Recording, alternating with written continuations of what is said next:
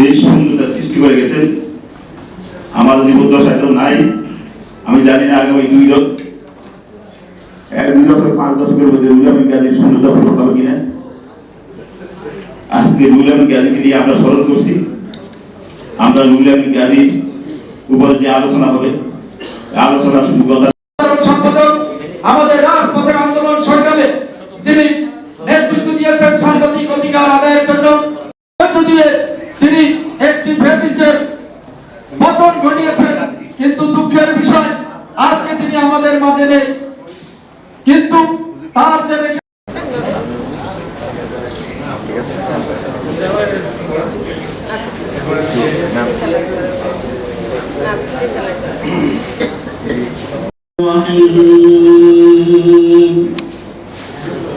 الرحمن علم القرآن خلق الإنسان علمه البيان الشمس والقمر بحسبان والنجم والشجر يسجدان والسماء ربنا آتنا في الدنيا حسنة وفي الآخرة حسنة وقنا عذاب النار ربنا لا تزغ قلوبنا بعد إذ هديتنا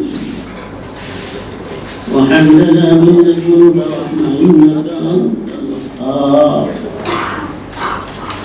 يا أول الأولين যে অত্যাচার, তার মানসিক যে অত্যাচার এই ফ্যাসিস্ট হাসিনা সরকার করেছে, তাকে জেল জুলুম এই সব কিছু মিলিয়ে কেন জানি না আমার কাছে মনে হয় যে হয়তো কিছুটা সময়ের আগেই উনি আমাদের মাঝ থেকে চলে গেলেন। তবে শুরুতেই আমি যে কথাটা বলেছি, ভূমিকা, তার যে কৌশল, তার যে স্পিরিট অসাধারণ। একজন সিনিয়র হিসাবেও উনি যেভাবে বেলাটা নিয়ে ঘুরেছেন। জনাব রুহুল আমিন গাজী দেখতে দেখতে 364 দিন পেরিয়ে 65 দিন, 1 বছর চলে গেছে। আজকে তাকে আমরা স্মরণ করছি তার প্রথম মৃত্যুবার্ষিকীতে। আমাদের ট্রেড ইউনিয়ন করার বয়স খুব একটা বেশি না, তো এই সময় তাকে যতটুকু দেখেছি, যারা আগে একসাথে কাজ করেছেন তারা তো তাদের কথাগুলো বলবেন। রুহুল আমিন গাজী ভাইয়ের স্মরণ সভা আজকের সম্মানিত সভাপতি, বিশেষ অতিথিবৃন্দ, আমাদের সহ উপস্থিত সাংবাদিক ভাই ও বোনেরা, আসসালামু আলাইকুম। সম্পাদক বাকের ভাই সহ উপস্থিত নেতৃবৃন্দ এবং সামনে উপস্থিত আমার সহকর্মী বন্ধু এবং ভাই, আসসালামু আলাইকুম।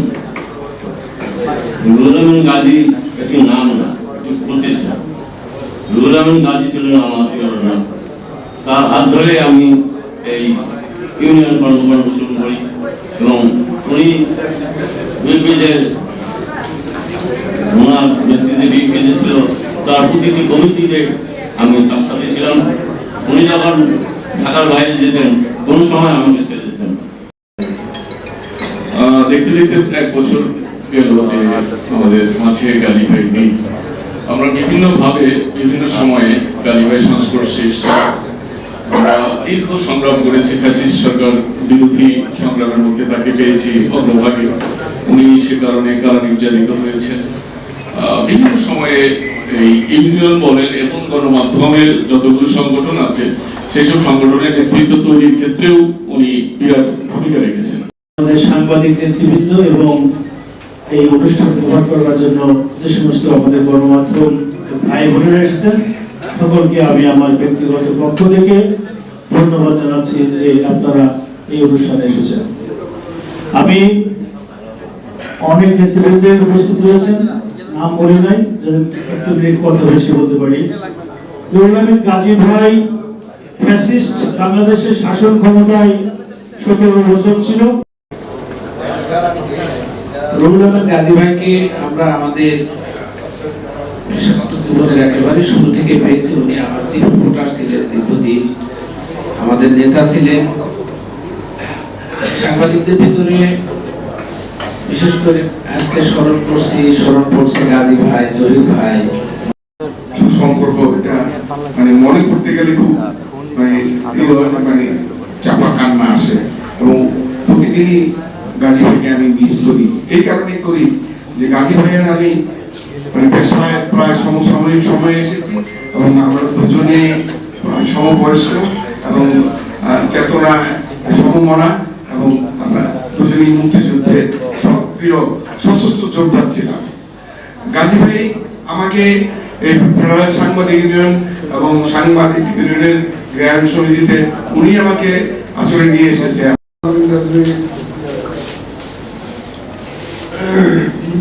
আজকে এক বছর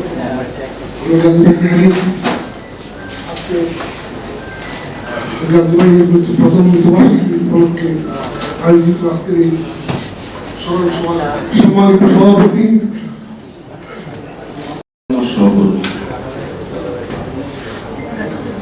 গাজী ভাই যখন হাই সিকিউরিটি জেলে ছিলেন তখনও আমার সাথে কথা হতো। তারপর আমি স্মৃতিচারণের মধ্যে যাব না এই কারণে, স্মৃতিচারণ করতে গেলে আমরা অনেকে ভুলভাল বলি, সত্য মিথ্যার সাথে জড়িয়ে অনেক কথা বলি। এতে পাশের যে মানুষ থাকেন যিনি সত্যটা জানেন তিনি বিরক্ত হন।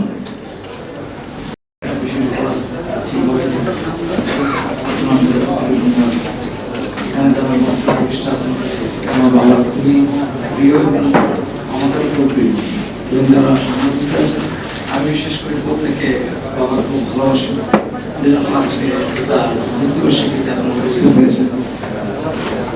আসলে আমি জানি না শুরু করে ভালোবাসি।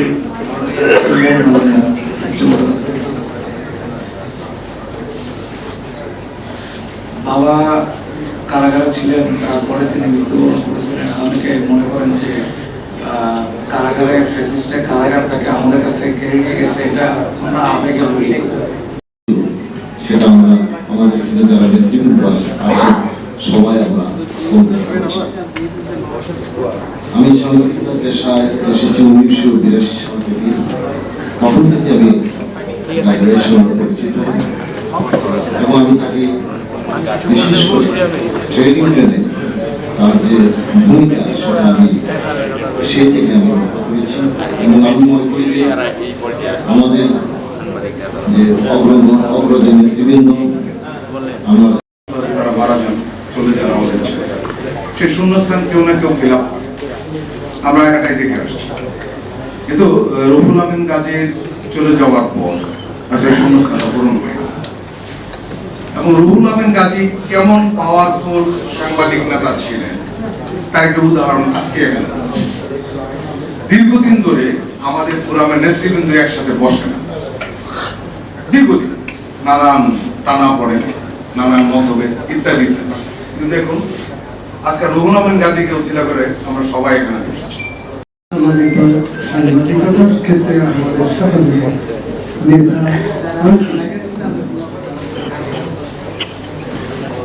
সে বর্ণনা দেওয়া এখন কর্তব্য তার জন্য দোয়া খায়। যুগান্ত সম্পাদক জনাব কবি আব্দুল্লাহ সিকদার, উপস্থিত আছেন জাতীয় প্রেস ক্লাবের সাবেক সাধারণ সম্পাদক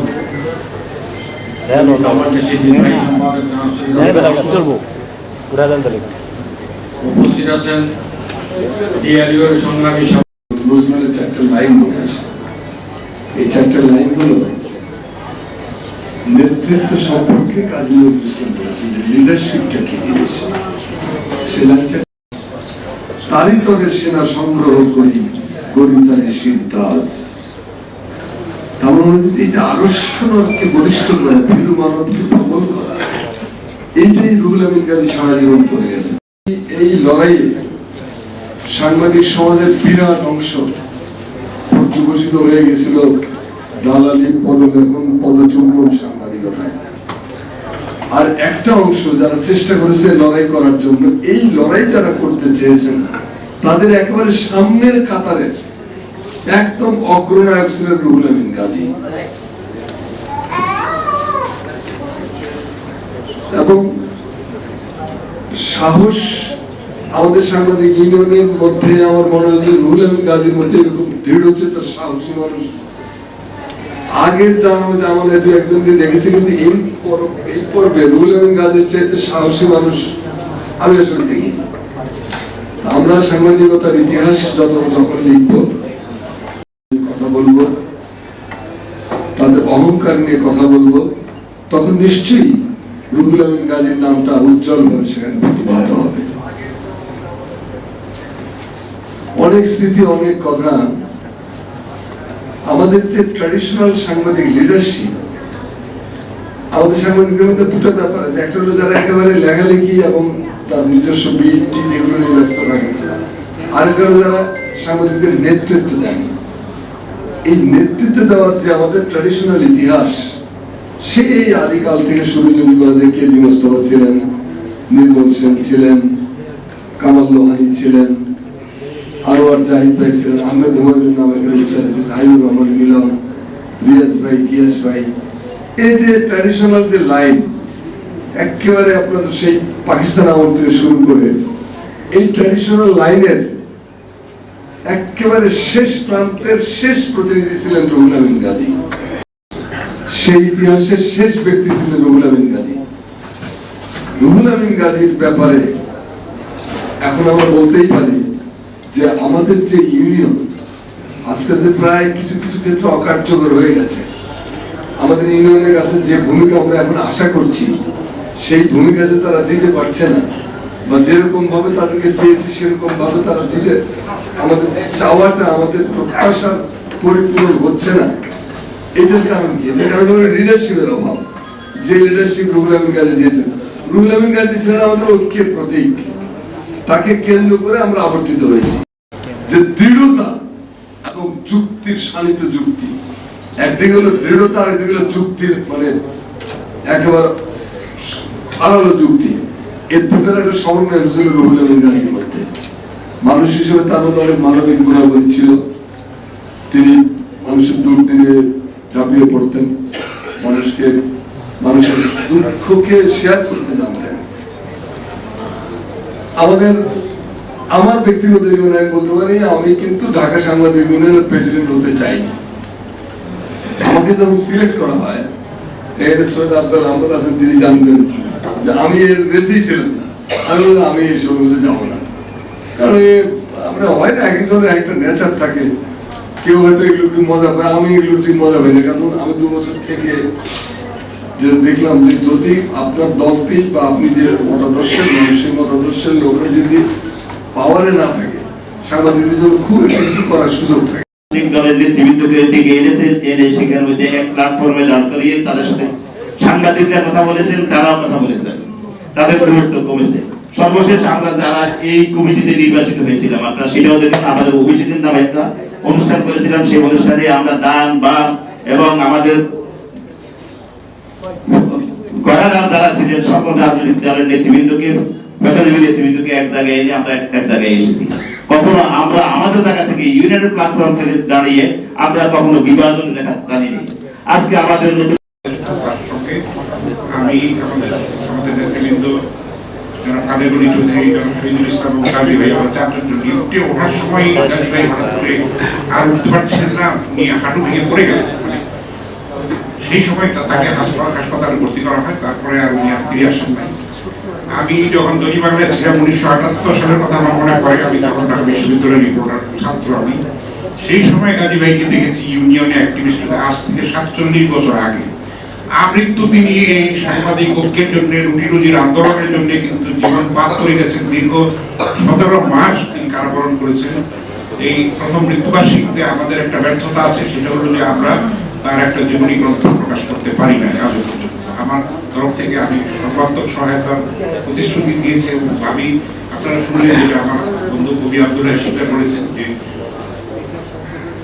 আপনাদের সবাইকে ধন্যবাদ জানাচ্ছি, আন্তরিক মোবারকবাদ জানাচ্ছি যে আমি আবার প্রার্থনা চেয়ে নিচ্ছি আমার বিনম্র নির্বাহী সম্পাদক সৈয়দ আব্দুল আহমেদ, ঢাকা পরিষদের সুযোগ্য সভাপতি জনাব আবু সালে আকুল,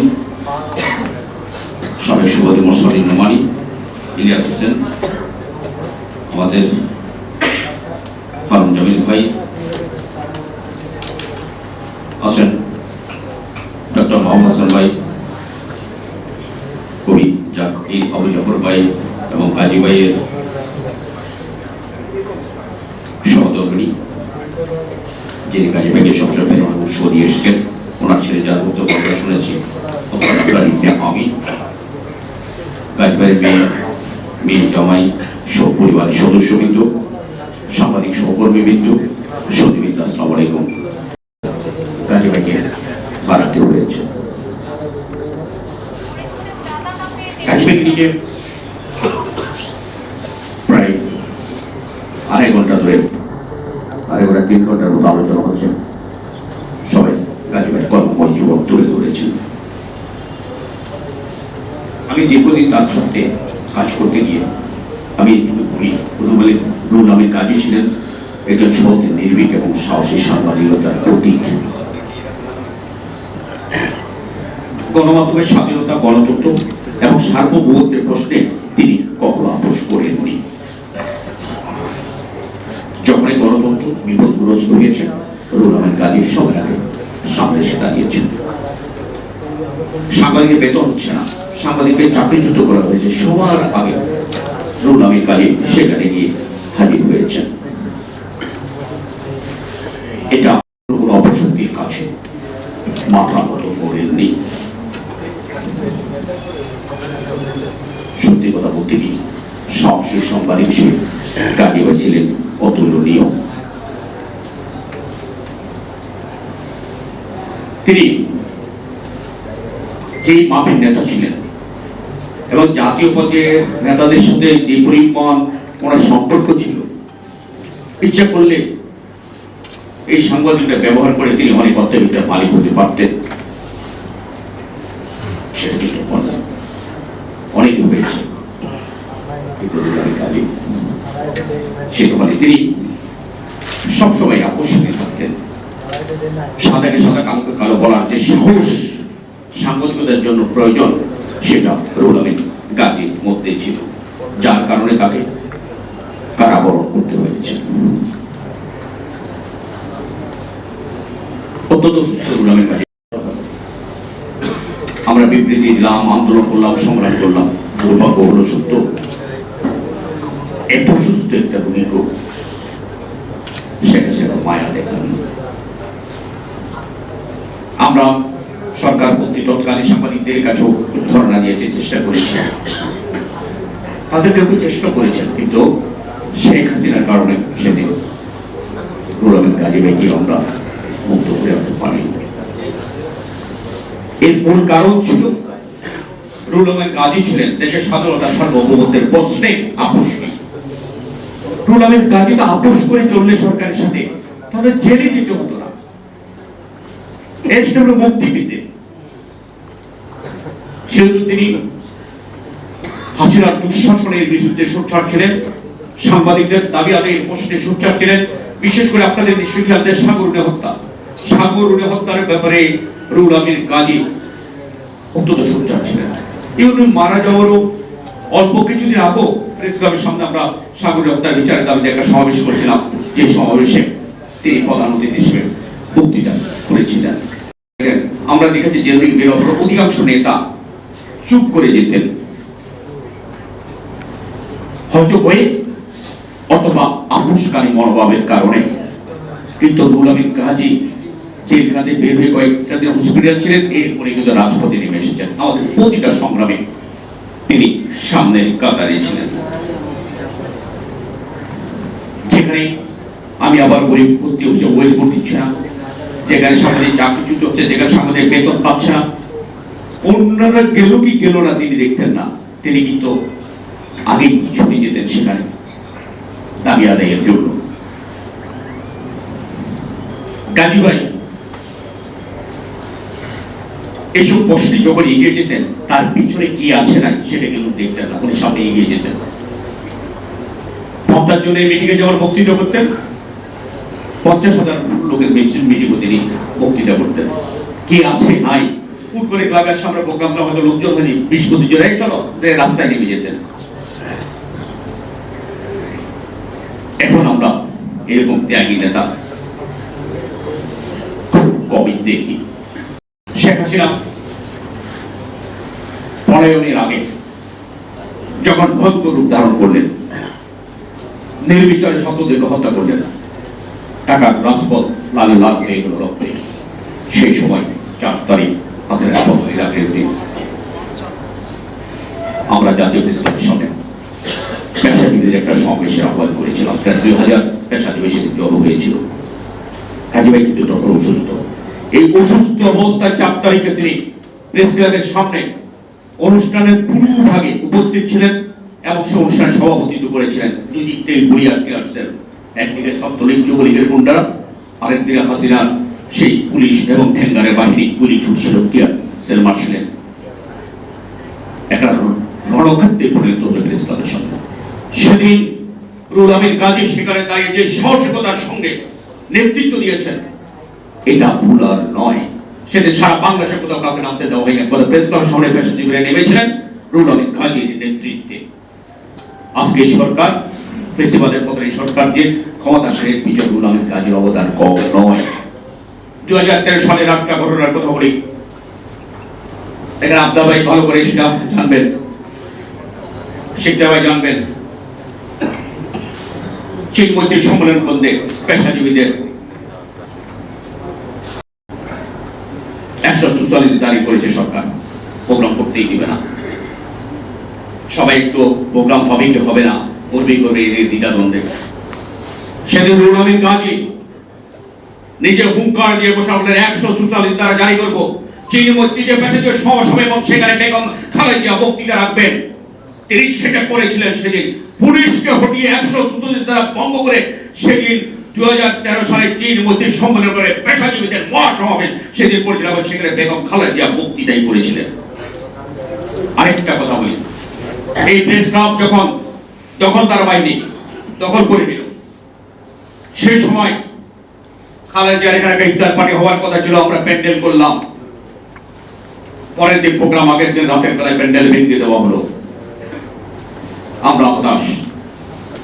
রুহুল আমিন গাজী বলে প্রোগ্রাম হবে, খালেদা জিয়া বক্তৃতা দেবেন। আমরা সে সুপ্রিম কোর্টের হল অডিটোরিয়ামে সেখানে সেদিন প্রোগ্রাম করেছিলাম। খালেদা জিয়া সেখানে বক্তৃতা করেছিলেন। অসীম সাহসী নেতা আমরা আর পাবো কিনা আমার যথেষ্ট সন্দেহ আছে। রুহুল আমিন গাজী ছিলেন একজন মানবিক, গোলামের সাথে মানুষ, মাসের বিপদ আপদে সবার আগে ছুটে যেতেন। যে কথাটি বলছিলাম, তিনি সব সময় অন্যায়ের বিরুদ্ধে একটা প্রতিবাদী কণ্ঠস্বর হিসেবে কাজ করেছেন। তিনি কখনো অন্যায়ের কাছে মাথা নত করেননি। নত করলে তো হাসিনের সাথে আপোষ করে বাইরে থাকতে পারতেন, ভালোভাবে থাকতে পারতেন, জেলে যেতে হতো না। যে কথাটি বলছিলাম, তিনি প্রতিকূল পরিস্থিতিতে পেছনে কি আছেন সেটি খেয়াল রাখেননি, সব সময় সাহসে নিয়ে সামনে এগিয়ে গেছেন। তার এই আদর্শগুলো আমাদের সামনের প্রতি এগিয়ে যাওয়ার জন্য একটা প্রেরণা হয়ে থাকবে। আমরা আমাদের এই প্রাণপ্রিয় নেতার বিজয়ের একটা মাকসাদ কামনা করছি এবং রব্বুল আলামিনের কাছে আজকের এই দিনে আমরা তার বক্তব্য অনুরক্ত, তার অনুসারী, তার সহকর্মীরা, তার পরিবারের সদস্যরা যারা আছে সবার পক্ষ থেকে আল্লাহ রব্বুল আলামিনের কাছে আমাদের প্রার্থনা, আল্লাহ যেন ওনাকে বেহেশতের মেহমান হিসেবে কবুল করে। আমিন।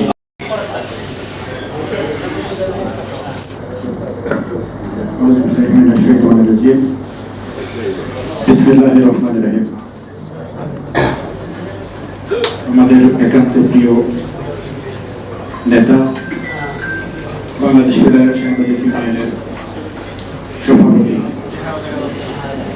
জনাব রুহুল আমিন গাজীর প্রথম মৃত্যুবার্ষিকীতে আয়োজিত আজকের এই সভায় উপস্থিত আমাদের মঞ্চের সাংবাদিক নেতৃবৃন্দ, সহকর্মীবৃন্দ, আসসালামু আলাইকুম ওয়া রাহমাতুল্লাহি ওয়া বারাকাতুহু।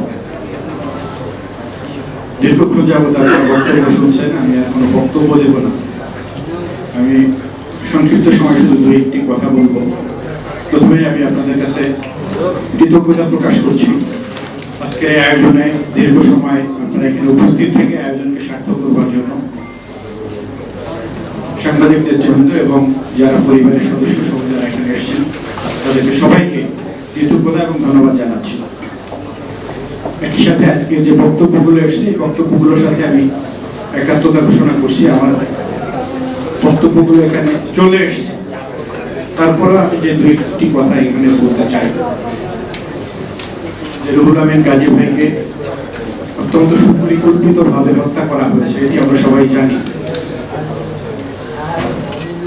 গাজী ভাই অপারেশনে রোগী ছিল, আপনারা জানেন যে তার অপারেশনের পরে তার একটি কিডনিকে ফেলে দেওয়া হয়েছিল। সেখান থেকে তিনি যখন সুস্থ হয়ে বাসায় ফিরেছিলেন, ঠিক যখন তিনি ডাক্তারের ফলো আপে ছিলেন সেই সময় তাকে গ্রেফতার করা হয়েছিল। তো আমি অনেক সময় অপরাধ বোধে ভুগি যে জেলখানায় ছিলেন, পরবর্তীতে যখন বের হয়েছে আবার চিন্তা করে যে আমাদের কতটুকু কি করার ছিল। সেই ফ্যাসিবাদী সরকারের সময় আমাদের সর্বাত্মক চেষ্টাটুকু তো আমরা করেছি আমাদের জায়গা থেকে। আমার মনে হয় আমরা আন্দোলন করা, স্মারকলিপি দেয়া, দাবি দেয়া, তো আমাদের সেই দাবির প্রতি বিগত সেই ফ্যাসিবাদী সরকার এবং এই ষড়যন্ত্রের সাথে যারা জড়িত ছিলেন তারা সেই দিকে নজর দেননি। আমি বলবো যে আমাদের এই চেষ্টা সফল হয়নি ঠিকই, কিন্তু যারা এই ষড়যন্ত্রের সাথে ছিলেন প্রকৃতির পক্ষ থেকে তাদের একটি বিচার কিন্তু হয়েছে, আপনারা যেটি দেখতে পাচ্ছেন। সেই ফ্যাসিবাদী সরকার এদেশের গণমানুষের বিপ্লবের মুখে দেশ থেকে পালিয়ে যেতে বাধ্য হয়েছে। এই ষড়যন্ত্রের সাথে যারা ছিলেন তাদের বিচার আমি মনে করি যে আল্লাহর পক্ষ থেকে একটা বিচার তারা। যখন জুরি বোর্ডে আলোচনা হতো যে এই রায়টি কে জানাবে, কারণ একটি রায় দেয়া, রায়টি জানানো, এক পক্ষ দুই পক্ষ নিঃসন্দেহে খুশি হন না, এক পক্ষ খুশি হন, এক পক্ষ তখন আমরা প্রত্যেকের জন্য দোয়া করব। আমরা যদি সবাই সবার জন্য দোয়া করতে পারি, তার সন্তান যে প্রত্যাশা করেছেন, তার সন্তানের একটি আবেদন আপনাদের কাছে রেখেছেন যে তার জন্য দোয়া করা, তাহলে তিনি পরকালে যেমন মুক্তি পাবেন এবং আমরা তার সাথে একাত্মে মিলিত হওয়ার যে প্রত্যাশা রাখি সেটি আমরা পাবো। আমরা যাতে সবাই সবার জন্য দোয়া করতে পারি সেই আশাবাদ ব্যক্ত করে আমি আমার